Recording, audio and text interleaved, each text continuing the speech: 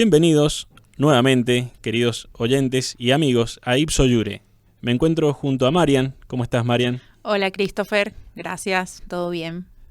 Bien, me alegro. Vamos en este episodio a tratar lo que es la capacidad de culpabilidad penal, o más comúnmente conocido como la imputabilidad.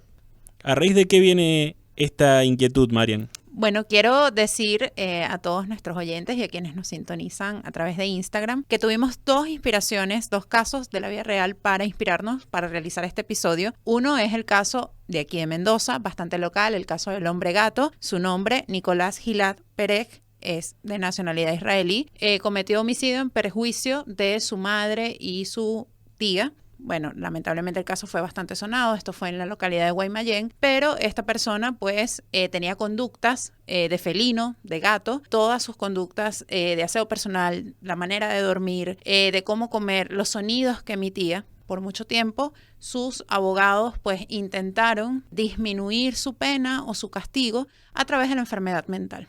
Claro, o sea, lo que se busca en realidad con respecto a esta situación de declarar a una persona como inimputable, que es la excepción a la regla, por así decirlo. O sea, el código establece que todas las personas son imputables. Lo que hay que probar es la inimputabilidad. Entonces lo que se busca en ese sentido es que la persona tiene un menor reproche con respecto a su conducta porque no entiende o no puede comprender lo que está haciendo, ni puede dirigir sus acciones conforme a esa comprensión. Entonces, al tener un menor reproche, tiene menor culpabilidad, lo que se conoce. Y la pena es menor y cumple esta sanción en un instituto, en una institución adecuada a lo que son sus necesidades, no a lo que es la cárcel común.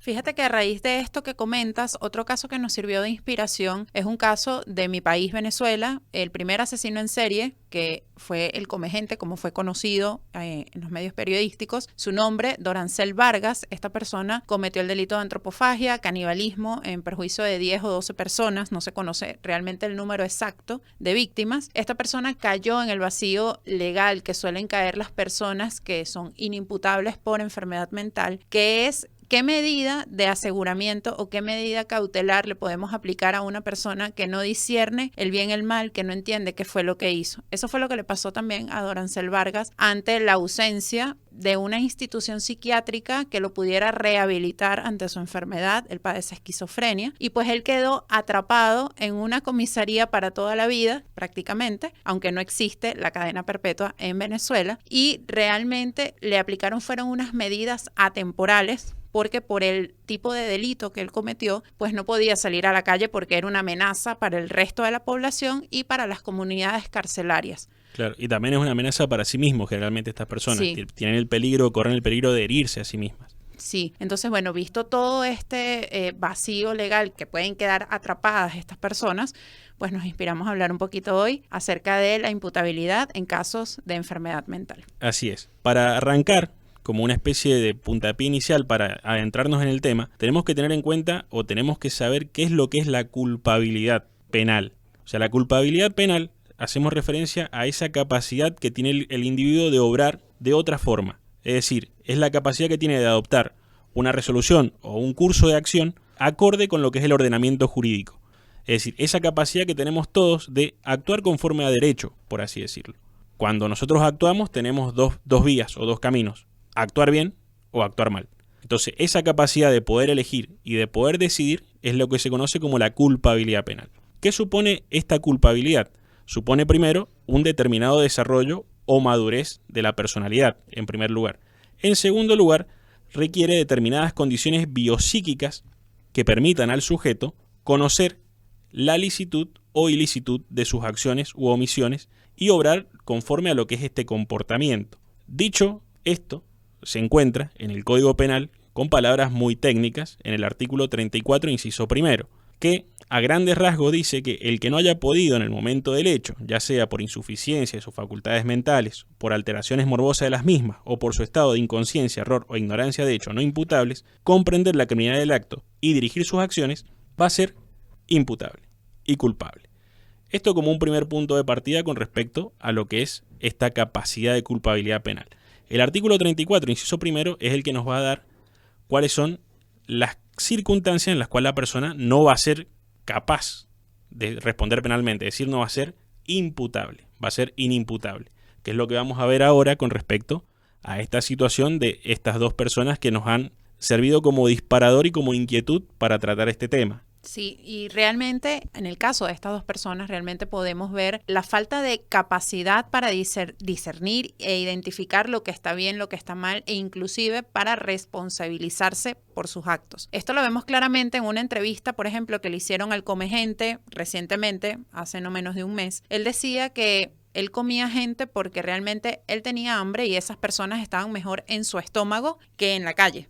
Y si le preguntáramos al hombre gato, estoy segura que también tendría más o menos una respuesta parecida a esto, porque es eso, ellos no tienen la capacidad de discernir que lo que están haciendo está mal, está en perjuicio de otra persona y les parece una actividad completamente normal. Claro, entonces como no tienen esta capacidad de discernir, el derecho no les puede exigir comportarse de acuerdo como se podrían comportar las personas que sí tienen esta capacidad, o sea, las personas que son que tienen normalidad con respecto a lo que son sus facultades mentales. Retomando un poco lo que establece el código en respecto a lo que es la inimputabilidad, tenemos que van a ser inimputables las personas cuando tengan insuficiencia en sus facultades mentales. ¿Qué implica esto? Esto implica una inmadurez psíquica del autor del hecho.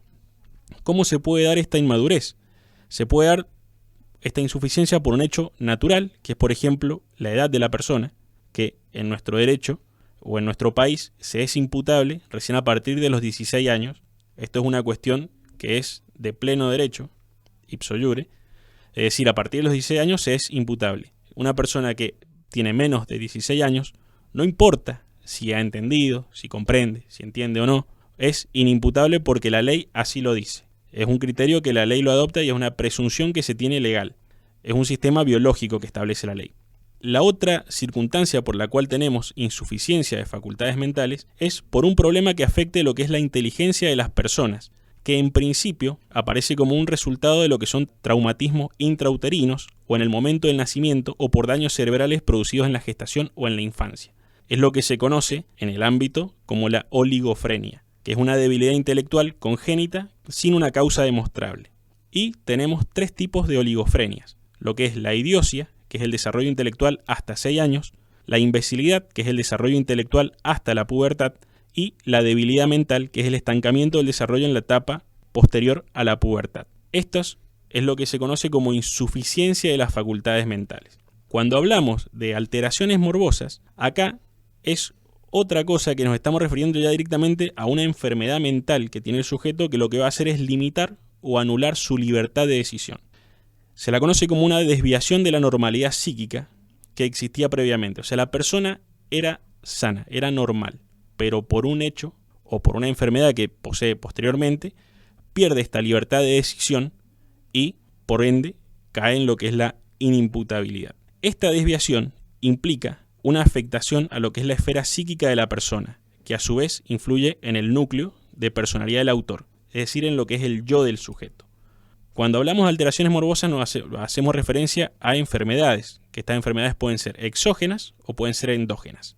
Exógenas quiere decir que son externas a lo que es la psiquis del sujeto. Por ejemplo, pueden ser psicosis, pueden ser estados de deterioro, por ejemplo, una lesión cerebral o alguna infección en el cerebro que produzca esta falta de libertad a la hora de decidir.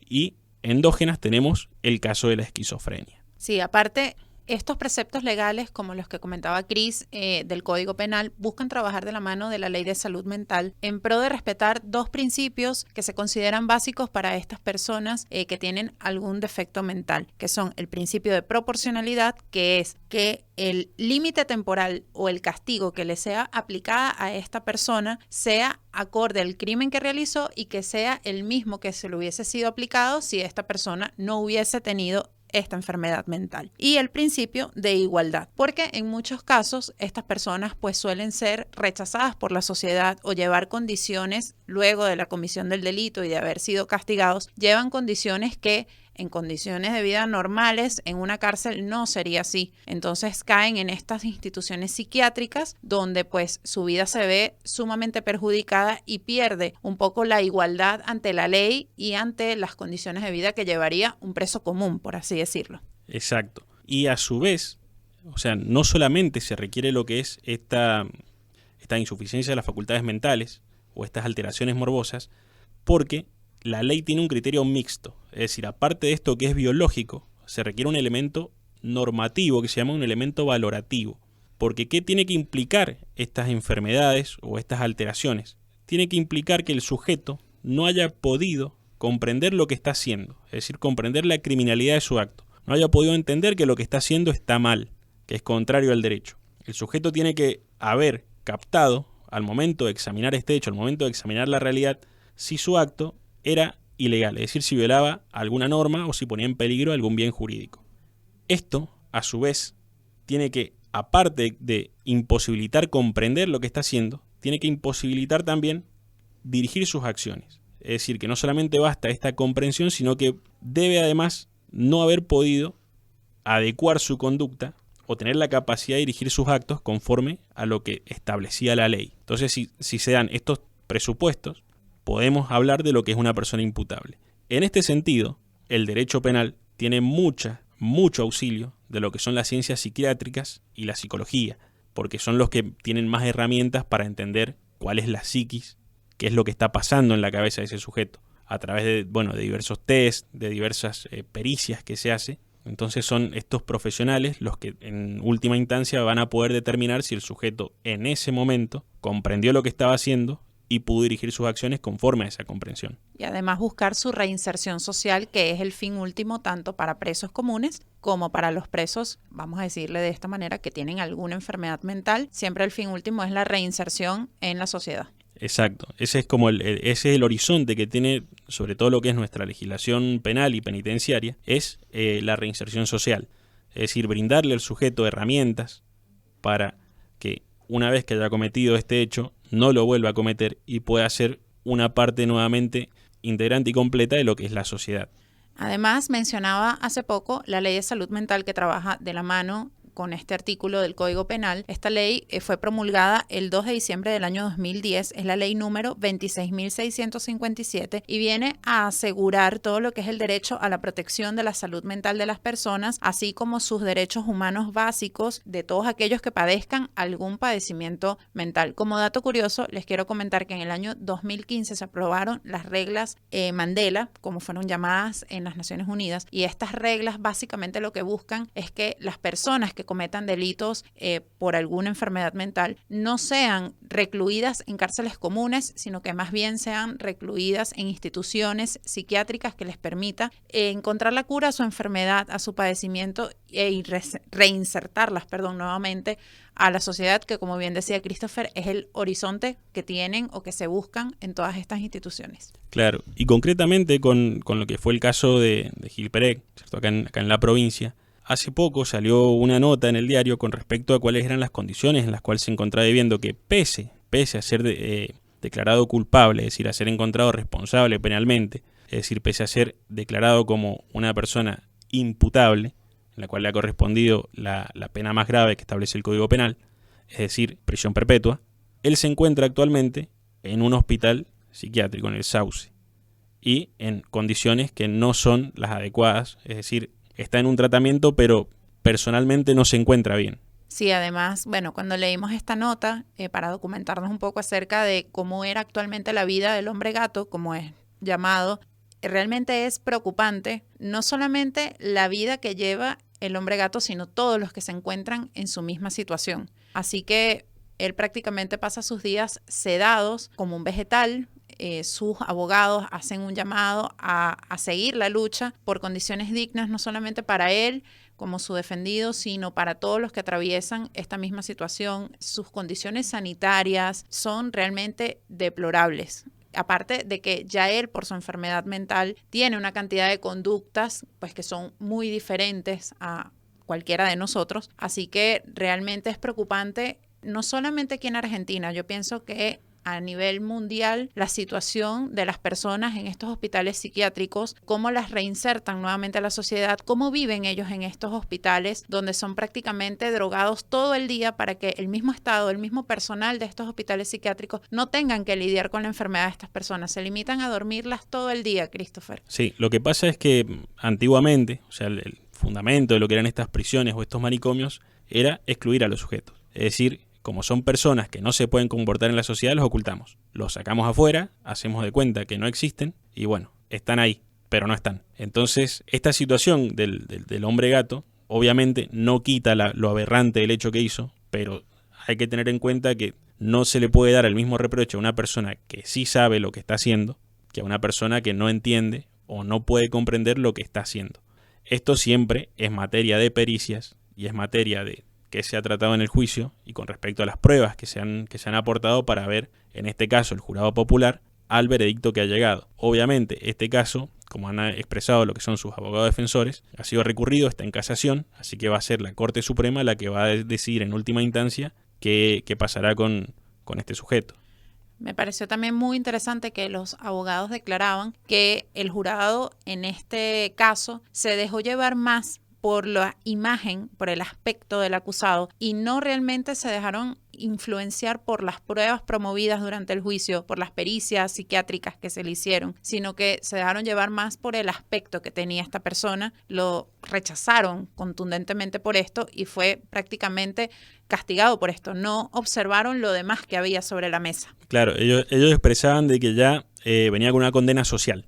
Sí. Es decir, por todo el tratamiento que se ha hecho en los medios, que fue un caso bastante mediático, venía ya con una condena social, con un peso importante lo que era con respecto a su imagen en la sociedad, y esto, dicen ellos, influyó muchísimo en lo que fue el veredicto al cual arribaron, en lo cual no se ha tenido en cuenta mucho lo que son las pruebas jurídicas y las pruebas médicas. Sí, así que, bueno, seguiremos en Ipso Iure haciéndole seguimiento a este tema, que a nivel jurídico sigue dando de qué hablar. Es tema de discusión en muchísima jurisprudencia, en muchísimas leyes, porque hay muchos ordenamientos jurídicos que regulan esta condición, pero muy pocos son aplicados como es debidamente. Exacto. Así que desde Ipso Iure los invitamos a que nos escriban en nuestro Instagram, Ipso Iure Blog, si tienen alguna inquietud, si quieren tratar algún tema más o si tienen alguna pregunta, en la cual gustosamente junto a Marian vamos a estar respondiendo cualquier inquietud que tengan y obviamente los esperamos en nuestro próximo episodio. Hasta luego, un gusto.